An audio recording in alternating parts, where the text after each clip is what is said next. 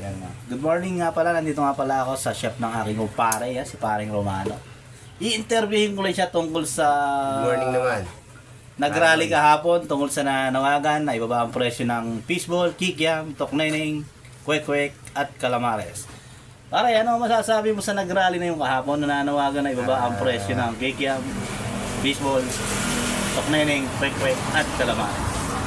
Masasabi ko lang, sana ibaba nila para maraming makakain, lalo na ang mga mahihirap nating sambayan ng Pilipino. Para umangat ang ating bansa, isulong natin. Pare, pag ako naman ang nag-request sa'yo na ibaba mo yung tindang mga pyesa mo, papayagan mo ba ako? Pare, yun lang hindi ko masasabi. Pwede naman din. Nasa pag-uusap naman yan. Basta may isang Jim Bilib lang. At na guys, supportahan nyo nga pala yung aming Facebook page. Yan. Facebook page, saka yung aking YouTube channel, ang Kabrad TV. Saka nga pala yung mga kailangan ng shoutout pyesa sa inyo lahat dyan. Lahat ng mga... Marami po tayo stock na pyesa rito. Mga sumusuporta.